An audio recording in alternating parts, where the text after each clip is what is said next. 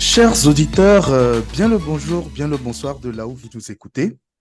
Je vous retrouve une fois de plus pour un nouvel épisode. Et aujourd'hui, je suis en compagnie d'une étoile, mais d'une étoile qui pèse lourd, lourd, lourd, lourd, lourd, lourd. Vous n'avez pas idée. Et je ne vais pas en dire plus. Sans plus tarder, on passe à la présentation de l'invité.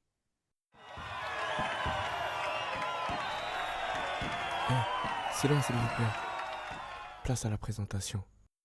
Alors, comme je le disais tantôt, je reçois une très, très, très, très, très grande étoile de la nation togolaise. Vous savez, les amis, le football togolais a Emmanuel Adebayor, la musique a Toufan, la littérature, bien que moins exposée, est tout sauf orpheline de son moteur allemand, car elle a Kani Alem.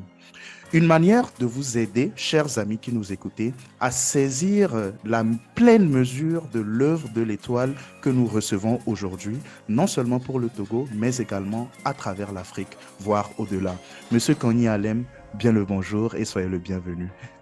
Merci beaucoup à Marie Kabi. Merci pour votre initiative de me donner la parole en tant qu'étoile. Ça me fait tout drôle. Bon, En tout cas, j'espère que vous allez bien. j'espère que je vais éclairer plutôt quelques ciels sombres. Je vais bien. Ah, super, super, super. De notre côté aussi, nous allons très bien. J'espère que voilà, ceux qui nous suivent aussi vont très bien. Et voilà, donc je vais vous présenter très rapidement. Et après, je vous donnerai la parole pour que vous puissiez voilà, apporter des compléments d'informations si il y a lieu, si nécessaire. Alors, Monsieur Kani Alem Djodo, de votre nom complet, vous êtes un écrivain, novelliste, critique et traducteur littéraire, dramaturge et metteur en scène. Je ne pense pas avoir le compte exact, mais en cumulé, votre bibliographie ne compte pas moins d'une trentaine de romans, de pièces de théâtre, de traductions et de critiques littéraires. Dans ce lot figurent d'énormes bangers comme la pièce Chemin de croix, le livre historique Esclave ou encore le roman Coca-Cola Jazz qui en 2003 vous permettra de vous asseoir définitivement à la table des plus grands écrivains du continent, comme des certains Amadou Kourouma, Birago Diop, Bernard Dadier, Seydou Badian, Amadou Ampateba, etc. En effet, comme tous ceux que je viens de citer, vous remportez le prestigieux Grand Prix littéraire d'Afrique noire. Chapeau bas à l'artiste. En 2017, vous êtes élevé au rang de chevalier de l'Ordre national du mérite. Et en 2022, vous êtes désigné meilleur auteur des Grands Prix Afrique du théâtre francophone à Ouidah, au Bénin. Pour varier un peu, vous êtes titulaire d'un doctorat de littérature française francophone et comparée à l'Université de Bordeaux-Montaigne, qui au passage est aussi l'université où j'ai obtenu mon second master en gestion de projets internationaux. Vous avez enseigné, Monsieur Kani, le théâtre et la littérature comparée dans diverses universités, à savoir Bordeaux-Montaigne du coup, l'université du Wisconsin en Californie, aux USA, et bien évidemment à l'université de Lomé. Je pense que vous êtes aujourd'hui maître de conférence de littérature comparée de théâtre à l'université de Lomé. Vous dirigez le laboratoire Codirel, comparatisme, dynamisme interculturel et recherche en littérature, ainsi que le programme du master professionnel théâtre éducation. Et last but not last, nor least, vous êtes le Sherpa du Togo, c'est-à-dire conseiller représentant du chef de l'État au conseil permanent de l'Organisation internationale de la francophonie. En fait, la fiche, elle est très longue. On ne va Hmm. pas. J'ai essayé de faire un peu court, de recouper comme je pouvais. Mais là, en C'est fait, ça. je vais vous donner la parole et vous demander de nous dire ce que je n'ai pas encore dit de pertinent dans cet élément de présentation ou éventuellement d'apporter des éléments de correction s'il y a lieu. J'ai souvent l'habitude de dire qu'il y a deux manières de faire la biographie d'un auteur. Il y a la manière Wikipédia, c'est-à-dire de se baser sur des éléments qui circulent. Et puis, il y a la manière autobiographique où c'est l'auteur lui-même qui revient sur certains aspects, Hmm. nous dit de sa biographie. Dans ce que vous avez dit, il y a la traversée qui manque parce qu'il y a une sorte d'accumulation comme ça de choses que j'ai faites ou j'aurais faites. On n'a même pas la preuve que je les ai faites réellement. Par exemple, est-ce qu'on a la preuve que j'ai écrit réellement un roman qui s'appelle Coca-Cola Jazz? Non, j'ai écrit un roman qui s'appelle Cola Jazz. Deux fois la noix de cola pour faire allusion aux noix de cola, aux couleurs de la noix de cola. Mais ce n'est pas de votre faute parce que c'est référencé ainsi internationalement. Sur la plupart des sites de vente, on met le Coca-Cola. Moi, ça me plaît bien parce que ça permet d'être en phase avec la mondialisation et de vendre quelques exemplaires qui prennent encore de ce roman. Ça, c'est sûr et certain. Bon, alors, l'allusion au Wisconsin, c'est très intéressant parce que j'ai passé 4 années de ma vie aux États-Unis où je me cherchais plutôt parce que l'Amérique, c'est un, c'est un, c'est une planète, l'Amérique, c'est très grand. Et j'étais du côté du Wisconsin à Madison, c'est à 2 heures de Chicago en voiture. Et c'est l'État du Wisconsin qui a une université dans la ville de Madison, effectivement. Donc les deux noms peuvent prêter à confusion. Mais quand on s'appesantit un peu sur ces éléments, on peut dire que dans ce qui est vrai, il y a aussi des zones d'ombre qui méritent d'être élucidées. Et ça peut donner l'impression aux jeunes qui nous écoutent que c'est un itinéraire de vie très rempli. Mais moi, j'insiste toujours sur les détails de la traversée pour que les gens comprennent que ce ne fut pas toujours aussi facile que Wikipédia peut le prétendre. Voilà ce que je peux rajouter comme commentaire à cette biographie qui a été présentée de moi. Eh ben, je vous remercie pour ces précisions, en fait, qui apportent une lumière, une lumière qu'on ne verrait pas, en fait, sur Internet. Déjà, effectivement, un peu partout, j'ai vu Coca-Cola Jazz. Peut-être que sur un des éléments, sur l'une des sources, il y avait Coca-Cola. Mais à force d'avoir lu Coca-Cola partout, Ouais, j'ai aussi intégré Coca-Cola. Et vu que je n'ai pas, effectivement, je n'ai pas eu l'occasion de lire l'œuvre moi-même, c'est bah, ça. du coup, je suis resté dans cette erreur-là. Et du coup, c'est aussi ça le Ouais. but, en fait, d'avoir ce type d'émission, cette émission, pour justement mettre les points sur les i sur, comment dire, au sujet de ces éléments-là. En tout cas, c'est très intéressant. J'espère que nous aurons l'occasion, au fil de au fil de cette émission, de revenir sur des éléments de cette traversée que vous avez eue et qui nous permettra aussi peut-être d'avoir une meilleure mesure, de prendre une meilleure mesure de votre parcours, de votre vie et de tout ce qu'elle a été. Alors, Mhm. là, pour vous connaître quand même un tout petit peu plus, j'ai des petites questions que j'appelle les questions toucaratives que je vais vous poser. Pour la plupart, vraiment liées en fait au quotidien du Togolais. Et les deux premières questions, je vais juste vous les poser comme ça et vous répondrez. Et Ouais. la deuxième, les deux dernières, ce sont des phrases que je vais débuter et que je vais vous laisser terminer. Alors, Ah, tout simplement, la première question est la suivante. C'est quoi le petit déjeuner idéal pour vous? mon petit déjeuner est exotique, hein. Même pour moi, c'est très exotique. Euh, En fait, chaque matin, je bois de la bouillie. Ok, Mais je vais vous surprendre. Je bois de la bouillie fabriquée avec de la farine. euh, euh, on appelle ça en français le souché. Le souché. le En effet, sushi. on dit effio. Effio. Effio. Oh, ok. Ouais. c'est une plante qui pousse Mm. plus dans la zone des savanes et qu'on ramène à. Les fruits sont très secs, qu'on les ramène à Lomé. C'est très sucré comme fruit et les gens prétendent que ça a des vertus aphrodisiaques.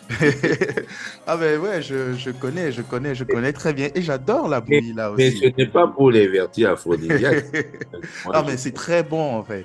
mais c'est parce que c'est très nutritif. Et mon problème, c'est que ça fait une vingtaine d'années que euh, je dois lutter contre le sucre.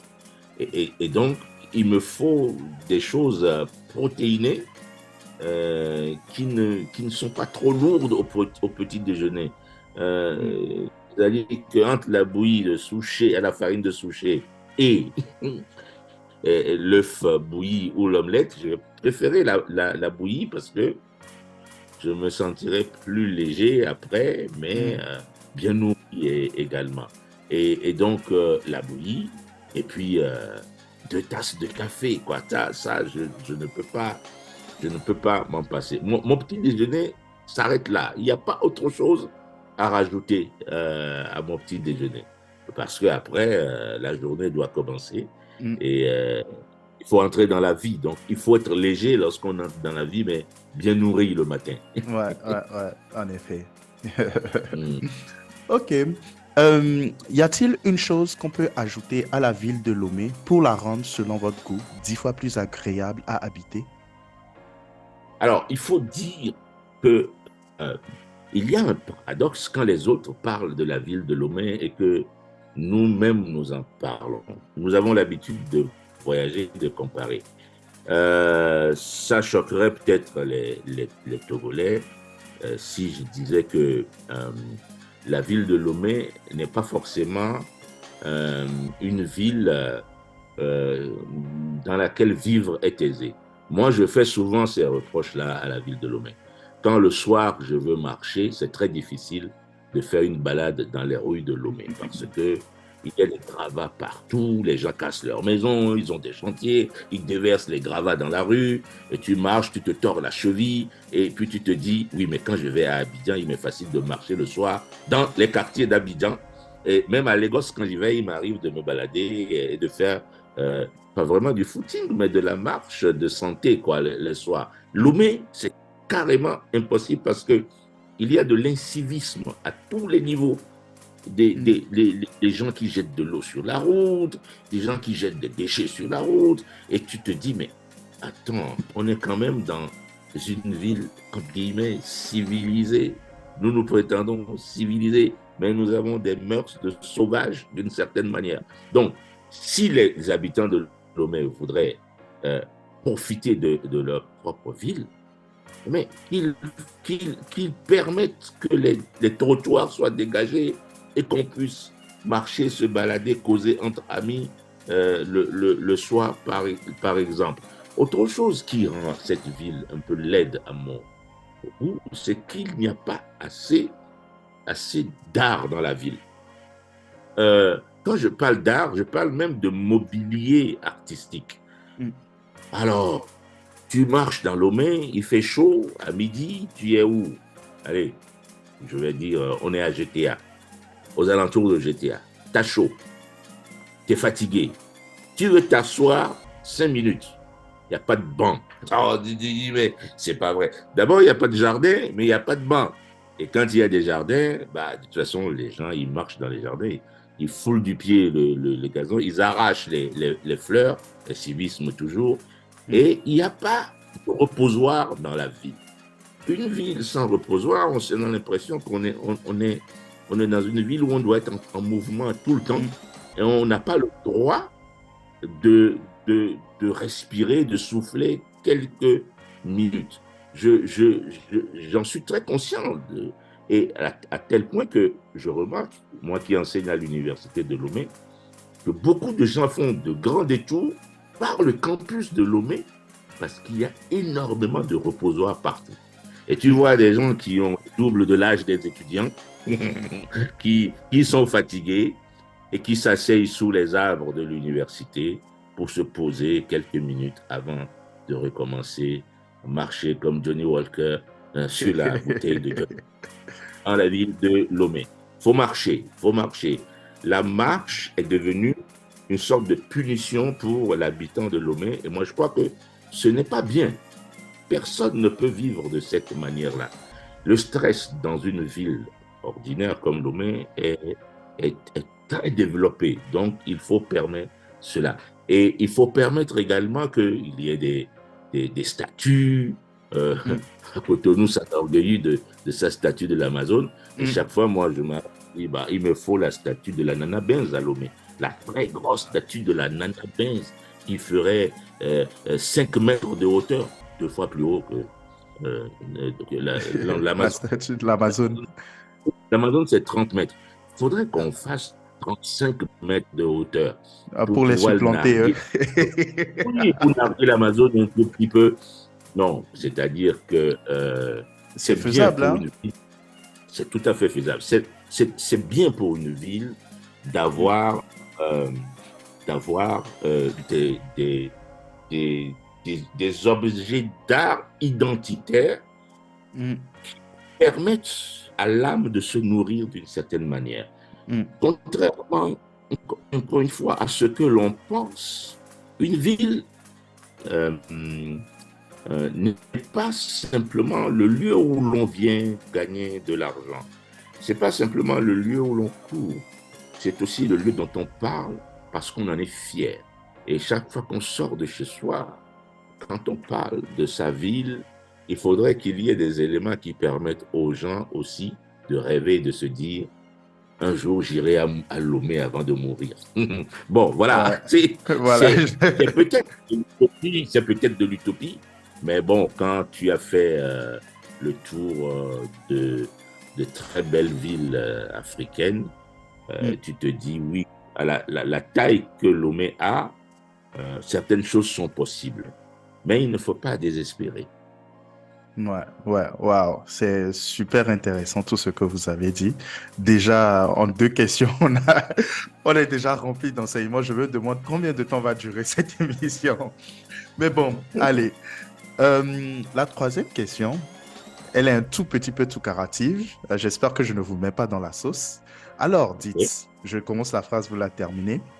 Le problème avec les hommes togolais, c'est que... Le problème avec les hommes togolais, c'est que, bon, ils sont quoi? Bah, ils sont des hommes togolais. C'est-à-dire... J'ai l'habitude de dire. J'ai créé une catégorie de personnages que j'appelle les personnages Black Power. Hmm. C'est-à-dire les Black Power, c'est des gens mal dégrossis la plupart du temps. C'est des gens qui sont orgueilleux et qui ne voient que le monde que du bout de leur fenêtre et qui pensent qu'ils sont les meilleurs au monde. Bon, les hommes togolais aussi ont ce défaut. Ils se voient entre eux et ils voient les femmes comme des objets. D'une certaine manière, ils vont te dire que c'est lié à leur culture.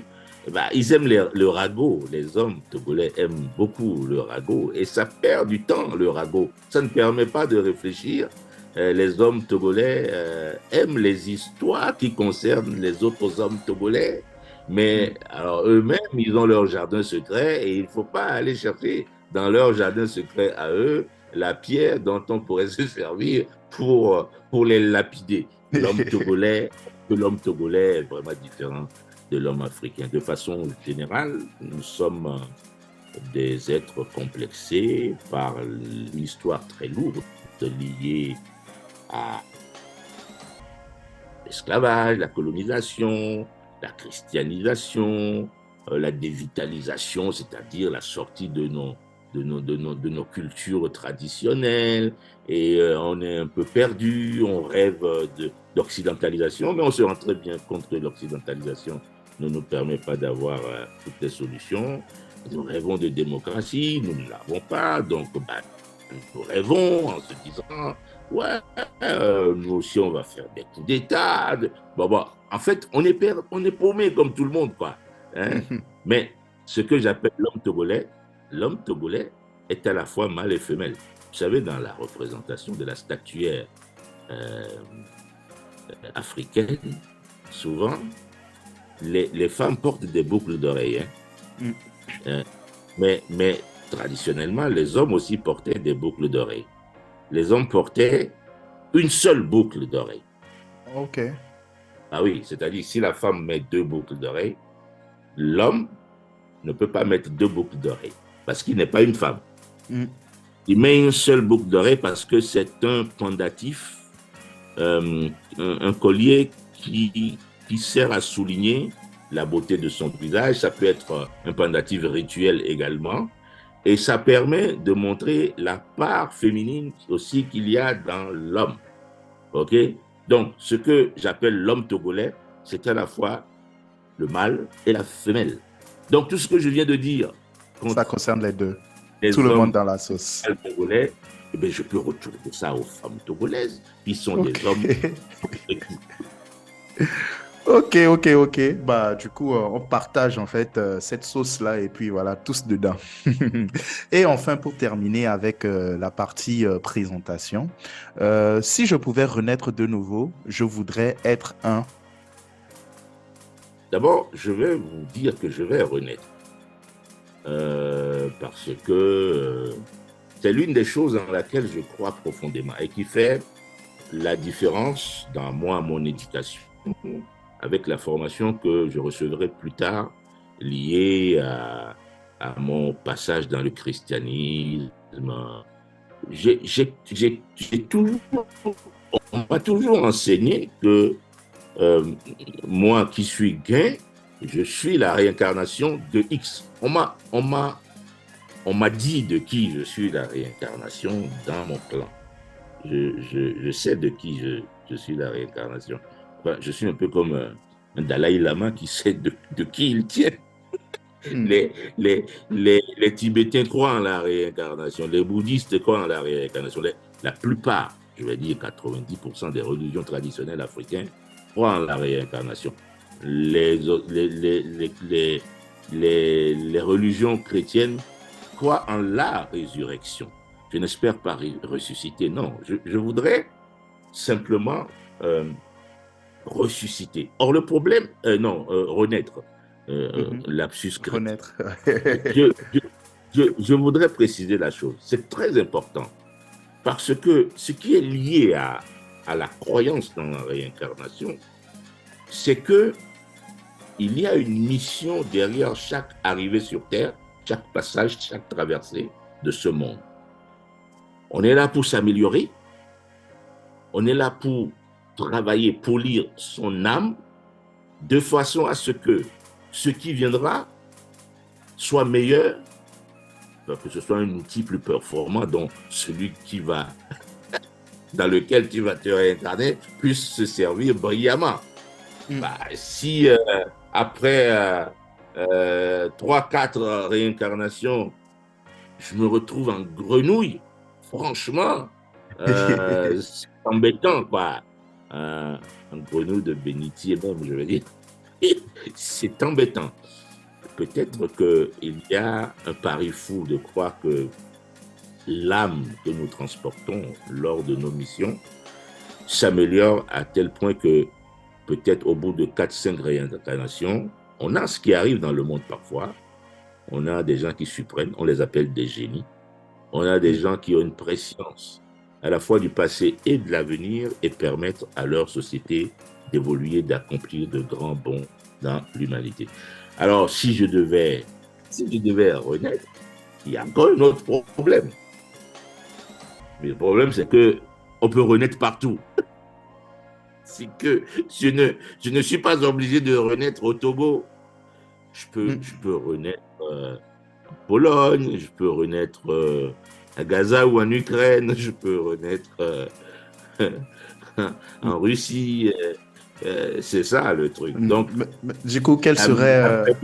le meilleur véhicule, peut-être dans lequel on aimerait ressusciter, bah, je ne sais pas, peut-être un oiseau. Un oiseau? Ouais, renaître un oiseau. Ok. Une Ok. cigogne, par exemple. ou Ok, bien, ou bien un perroquet. Un perroquet. ok. Ou un œuf de perroquet. L'œuf de perroquet, l'œuf de perroquet, on raconte dans les traditions du vaudou de chez moi que si un homme tombe dans la brousse sur les restes d'un œuf de perroquet, il sait avec certitude le jour où il va mourir. Ça pourra servir à ceux qui voudraient se suicider. Ah ouais. J'aurais pensé à une nationalité et tout, mais apparemment, vous n'en faites pas, comment dire, vous ne faites pas question de renaître Mais en tant qu'humain non, nécessairement. la- le problème de la nationalité, c'est que c'est de la loterie. Ouais. C'est totalement de la loterie. Mhm. Moi, j'ai des amis qui sont togolais, qui ont la nationalité canadienne, qui ont la nationalité américaine, la nationalité française. Bon, c'est pas, il n'y a rien d'extraordinaire à avoir une nationalité. Mm. Donc, si c'est pour se réincarner dans une nationalité, bah, c'est pas sexy, quoi. C'est vraiment pas sexy.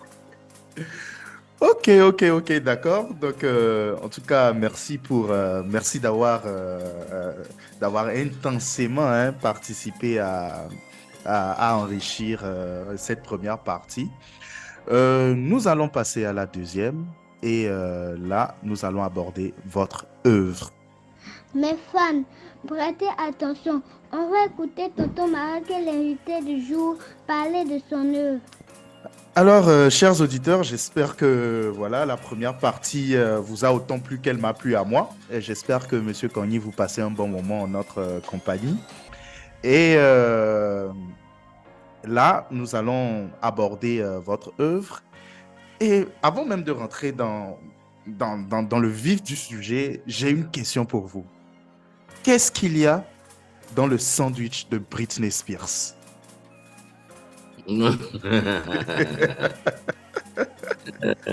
Ben, il y a beaucoup de choses. Il y a déjà la salive de Britney Spears qui est l'ADN de Britney Spears. Vous faites allusion à un recueil de nouvelles que j'ai Oui, le tout publié. dernier de Ouais, ouais, ouais. 2019. Dans une maison d'édition de la place à Lomé.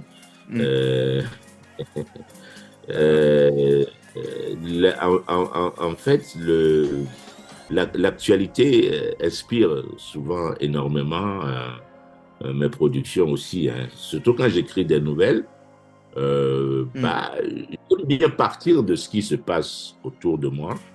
pour essayer d'amplifier, de réfléchir autrement.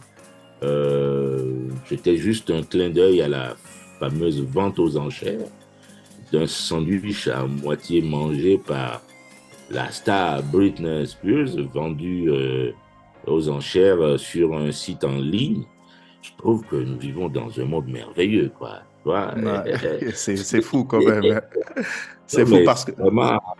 c'est vraiment fou, hein. Mais oui, Hein, bien sûr, bien sûr. Je n'avais pas vent de oui, cette oui, oui, histoire. oui. Et Alors, oui, allez-y. c'est en lisant en fait le titre de cette publication que je me suis dit, bah tiens, déjà ça a captivé mon attention. Je me suis dit, bah il faut que j'essaye de trouver ce livre pour le lire, juste par le titre, Le sandwich de Britney Spears. Alors là, je ne l'ai pas encore lu, mais je peux vous promettre que je vais le chercher. Là, je suis intrigué de voir ce qui s'y trouve. Ce qui s'y trouve, c'est comment on raconte le déphasage terrible qu'il Mm, y a entre nos sociétés et les autres sociétés. Comment parfois l'actualité occidentale nous fait écarquiller de grands yeux en se disant la préoccupation chez nous n'est pas le superflu. Parce que les ventes aux enchères, à Lomé, les gens ils vont pour acheter des voitures saisies par les huissiers à des prix ouais, défiant, à des prix défiant toute concurrence. Tu vois? Et ouais, c'est-à-dire que la vente aux enchères, pour nous, doit être d'une utilité immédiate. Mais mm, bon, dans les sociétés occidentales, ce qu'on met aux enchères, c'est ce qui fait euh, c'est ce qui fait l'actualité, ce qui fait le buzz Mm. au niveau de ce qu'on appelle les stars. Peut-être que si un Adebayor euh, mâchait un chewing-gum et le laissait tomber volontairement sur la pelouse du stade de Kégué, ses fans ramasseraient, mais je ne suis pas certain Non, je ne que suis c'est pas sûr, hein. bon. C'est une hypothèse. Les fans aussi sont des gens bizarres, mais je ne suis pas sûr que les fans d'Adebayor iraient acheter aux enchères son chewing-gum. Donc, il y a un vrai déphasage dans les Mm. préoccupations, dans les sociétés dont nous sommes partis et les sociétés de la marchandisation, les sociétés occidentales. Donc, cette réflexion, derrière, j'ai essayé plutôt de parler de l'immigration. Et ça raconte Ok, simplement l'histoire euh, un immigré virtuel, hein, ok, ok, ok. à qui sa petite sœur lui demande: ah, tiens, puisque tu es à Londres et que tu as la connexion gratuitement, est-ce que tu peux te connecter pour voir combien va coûter le sandwich de Britney Spears? Et si c'est pas trop cher, tu peux me l'acheter. Ah ouais. Donc, celui qui En tout- reste en Afrique pense que celui qui est allé en Europe a les mêmes préoccupations que ceux qui vivaient déjà en Europe. Mais c'est pas vrai. Mm. L'utilité de l'immigration pour l'Africain demeure encore dans cette vieille utopie qui consiste à croire que l'immigration permettrait d'aller s'enrichir Mm. et de revenir se réaliser chez soi. C'est terrible. Mm. Euh, Ouais, hmm. ouais. En tout cas, n'en dites pas plus. Nous allons aller chercher. Moi, personnellement, je vais aller chercher. Et puis, je vous invite aussi, chers amis auditeurs, à aller découvrir vraiment ce qu'il y a, hein, dans le fameux sandwich de Britney Spears. Alors, Monsieur Corny, en parcourant un peu votre bibliographie, je suis tombé sur une œuvre notable que j'ai trouvée très intéressante, qui particulièrement a captivé mon attention. C'est le livre Esclave. Alors, du coup, j'aimerais qu'on en parle un tout petit peu. Du coup, pour ceux qui ne la connaissent pas, en fait, il s'agit d'une fiction historique qui retrace le parcours dramatique d'un Africain appelé Miguel, déporté au Brésil malgré l'abolition de l'esclavage et qui va vivre un double drame suite à son rapatriement en Afrique 80 ans plus tard. Et dans ce livre, vous dépeignez en fait cette époque de brutalité humaine, mais également vous célébrez les héros de cette période, y compris le roi Adandozan du Dahomey, qui, en s'élevant contre l'esclavage, entraîne sa perte à lui et à toute sa famille. Mais aussi, je remarque que lorsque vous parlez en fait de cette œuvre dans une interview accordée à Jeune Afrique, vous dites que les Noirs ont été à la fois victimes et acteurs de la traite négrière. Alors, j'aimerais vous savoir, je vais vous poser trois questions. D'abord, pourquoi est-ce que c'était important d'aborder la question de la traite négrière et tout ça, sous ces divers angles dans votre œuvre? En quoi est-ce que les Noirs ont été acteurs de la traite à leur retour de cet exil forcé? Et surtout, c'est le point le plus important pour moi, quel enseignement pouvons-nous en tirer pour aujourd'hui et aussi pour demain en tant qu'Africains? Oui, là, vous êtes très sérieux. Ouais, très, très, très sérieux. Je ne sais pas si je dois répondre très sérieusement à la question, parce que tout ce qui touche à la traite négrière est une question solennelle pour moi. Hmm. Euh, euh, D'abord, c'était très important pour moi de, de revenir sur ce sujet, contrairement à ce que on croit.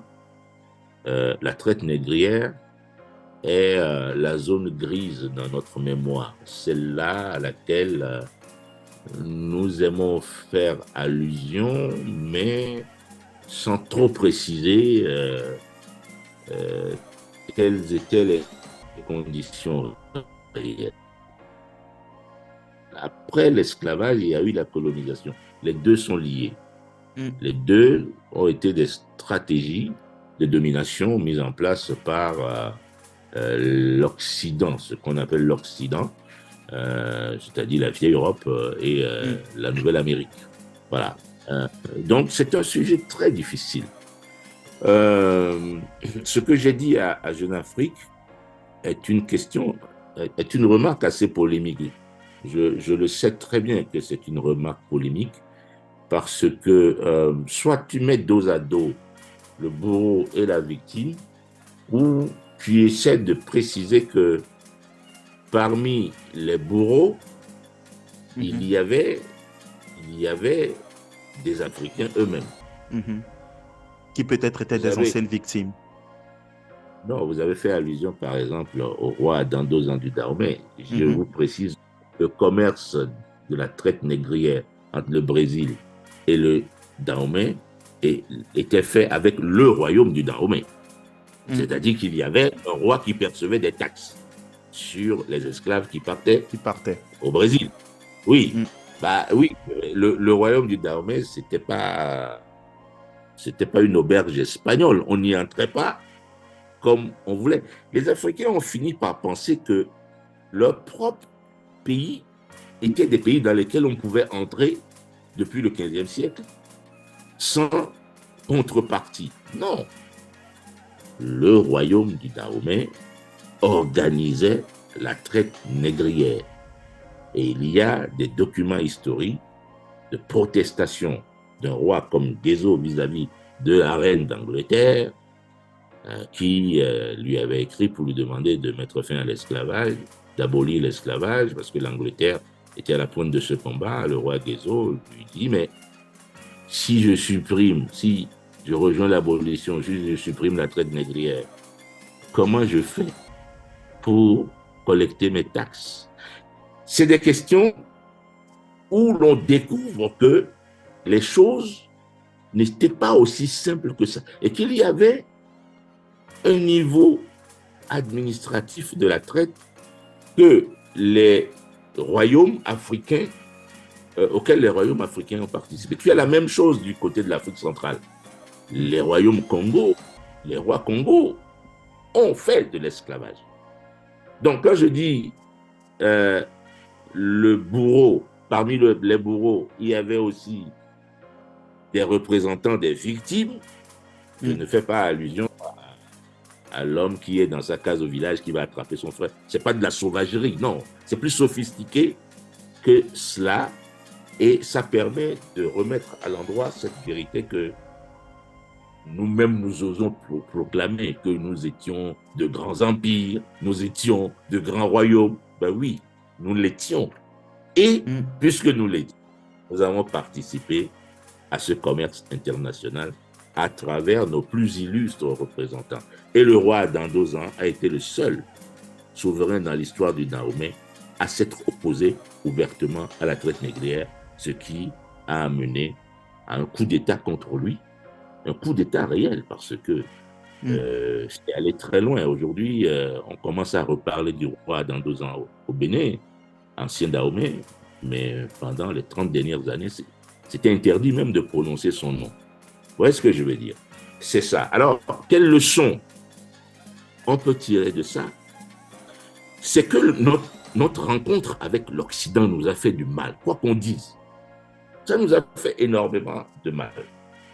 Puisque nous ne voulons même pas assurer ouvertement cette vérité qui est que nous fûmes grands, mais nous fûmes petits aussi en même temps. Nous fûmes grands, mais nous fûmes entraînés dans les préoccupations des autres. À savoir que nous avons participé à la construction de la richesse de l'Europe dans ses colonies, du Brésil, dans ces colonies américaines devenues des États plus tard, les colonies du sud des États-Unis, tout le monde le sait, se sont enrichis énormément grâce à la traite négrière, à la force noire, aux muscles noirs, voyez-vous. Et c'est ça qui crée la difficulté pour les Noirs dans leur existence au quotidien aux États-Unis. La leçon que nous pouvons en tirer, c'est que partout où le Noir se trouve sur le continent, sur n'importe quel continent dans le monde, il y a l'histoire de l'esclavage derrière. Les Noirs ne se sont pas évaporés dans les airs pour se retrouver au Pérou, en Colombie, au Texas. Non, non, il y a un itinéraire bien connu. Un itinéraire bien connu. S'ils reviennent aujourd'hui vers l'Afrique, comme ils le font dans des pèlerinages parfois très solennels, c'est aussi pour comprendre ce qui est arrivé à leurs frères. Qu'est-ce qui nous est arrivé pour que nous n'ayons pas rejeté ce système venu à nous et que nous ayons essayé d'en profiter d'une manière ou d'une autre. Voilà, si la traite négrière a été une institution commerciale sophistiquée, il faut aussi reconnaître que certains de nos royaumes y ont participé parce qu'il y avait des intérêts humains, trop humains, aurait dit Nietzsche. Oui, humain, trop humain. Wow. Là, en tout cas, je suis, disons, un peu... Oui, je suis un peu bouleversé. Après, je savais que d'une manière ou d'une autre, comme ça, voilà, nous avons, les peuples africains ont eux-mêmes contribué à l'esclavage. Mais j'étais Non, surtout resté dans oui, cette... pas les peuples, pas les peuples, nos souverains, nos souverains. Okay. Nous n'étions pas des sauvages. Nous avions des souverains. Nous avions des royaumes. Nous avions des chefferies. C'est ça. Le peuple lui-même, les gens ne couraient pas pour aller attraper le frère. Justement, en fait, moi, c'était à peu près cette idée blurry que j'avais, en fait, du genre... Ça, c'est une construction occidentale pour justifier le fait que, bah oui, mais c'est nous-mêmes qui allions attraper nos frères pour venir les vendre à cœur joie. Mais c'est une fable, ça n'a jamais existé, cette blague-là. Non, non, non, non, non. Ça n'a jamais existé. Non. Vous semblez minimiser l'Occident. Dans son histoire, il y a toujours eu de la captation de l'énergie des autres. L'Occident s'est construite comme cela. Elle s'est construite dans les guerres, elle s'est construite dans ce que les théoriciens occidentaux ont appelé la recherche de l'espace vital. Les Français, en colonisant l'Algérie, recherchaient un espace vital. Vous voyez ce que je veux dire? Donc, les colonisations sont des choses voulues par l'Occident. Je n'irai pas jusqu'à faire allusion à la guerre qu'il y a entre l'Ukraine et la Russie. Nous allons nous en garder. Nous allons le garder de comment. Mais c'est très intéressant parce que nous sommes toujours dans les effets secondaires d'une conception du monde qui consiste à penser que on a le droit, lorsque on est en danger, soit d'aller prendre le territoire de l'autre, parce qu'on a une théorie qui consiste à dire nous leur sommes supérieurs, ce ne sont que des sauvages. Voilà. Mais moi, je n'y crois pas à la sauvagerie inhérente des peuples africains qui se seraient vendus entre eux. Je crois plutôt à la responsabilité de certains royaumes et de certains souverains africains dans la grande marchandisation qu'a été la traite négrière. En tout cas, c'est très édifiant, on en apprend beaucoup.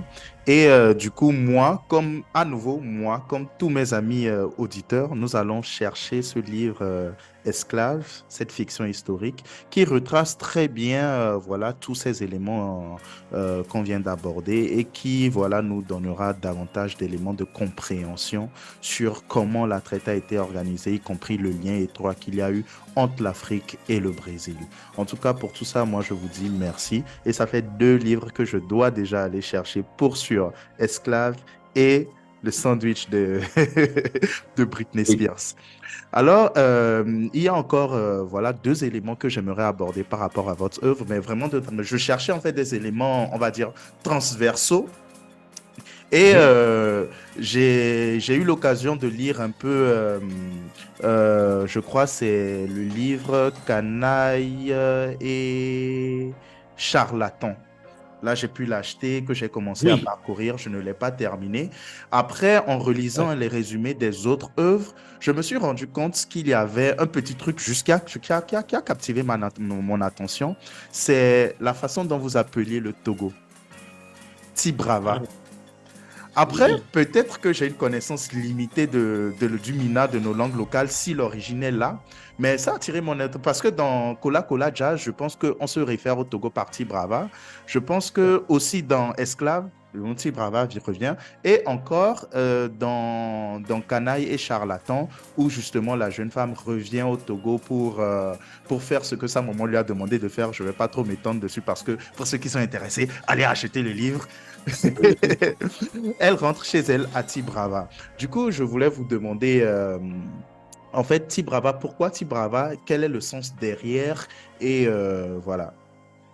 Ah, ben bon, je l'ai expliqué plusieurs fois. Peut-être que ça s'est perdu dans les limbes de l'Internet. Mais en réalité, Tibrava, c'est le Togo. Mais c'est le surnom qu'un grand musicien américain, noir américain, Duke Ellington, avait donné au Togo. Oh, ok. Oui, Juste comme oui. ça. Non, mais il y a une histoire derrière. Il y a un album de Duke Ellington Hmm. qui s'appelle littéralement Togo Brava Suite. Alors, le Togo Brava Suite, Hmm.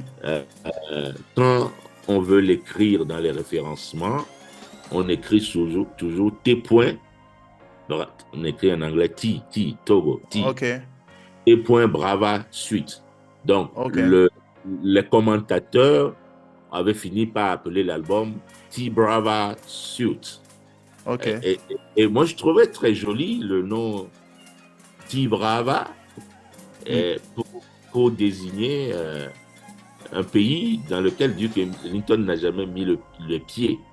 Et Ok. ça me permettait de dire que, oui, bah, enfin, je parle du Togo, en même temps, je ne parle pas du Togo, puisque mon Togo est aussi vrai que imaginaire. Je Hmm. joue les deux tableaux. Hmm. Donc, c'est parce que Duke Ellington a fait hommage au Togo, parce que les autorités politiques du Togo, dans les années 60, avaient émis un timbre à l'effigie de Duke Ellington.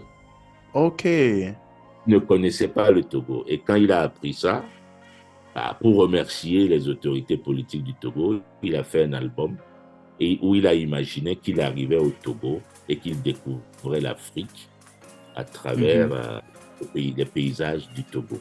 C'est un Hmm. album intéressant, il faut absolument recommander à vos auditeurs. Faut qu'ils...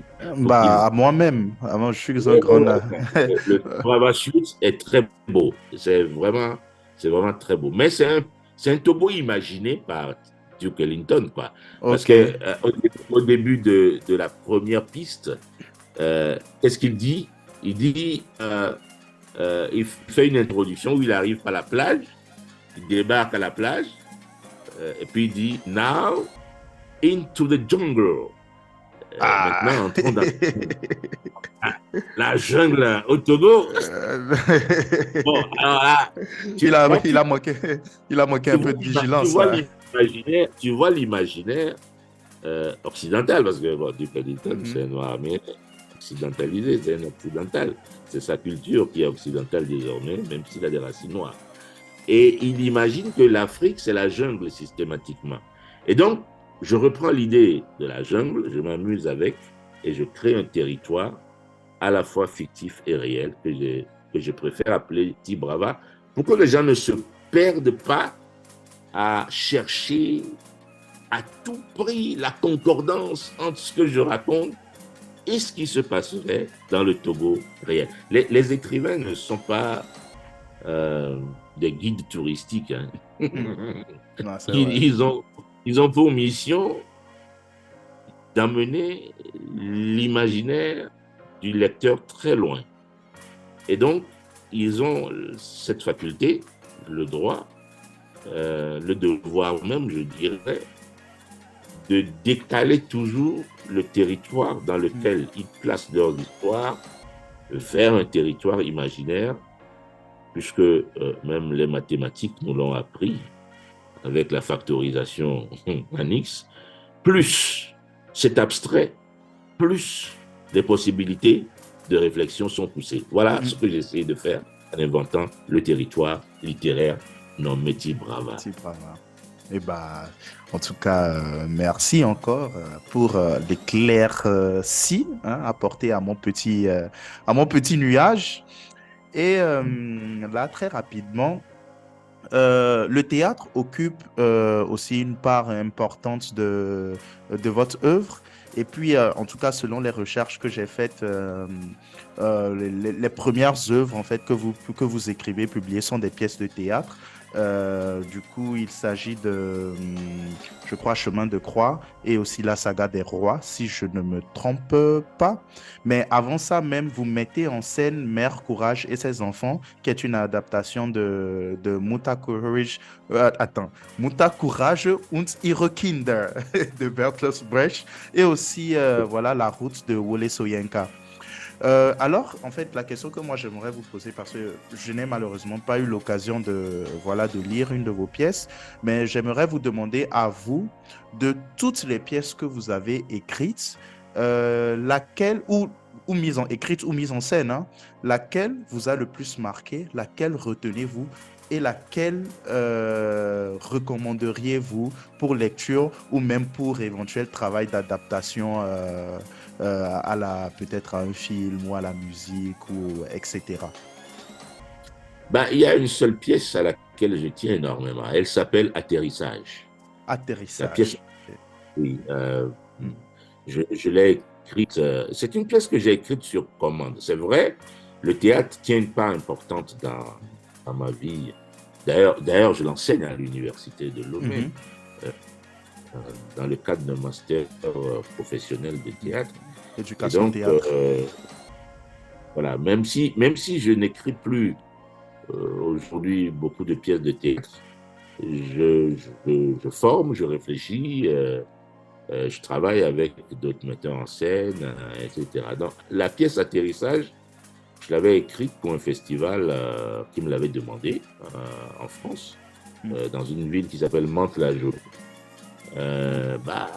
Il y avait eu cette histoire des deux jeunes Guinéens qui étaient morts en essayant d'immigrer en Belgique, en se cachant dans le train d'atterrissage d'un avion de la Sabina.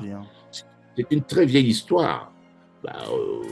Aujourd'hui, on parle des drames de Melilla et autres, mais il faut savoir que là, nous sommes en 1994, quand ce drame a eu lieu. Et donc, pour marquer un peu la première année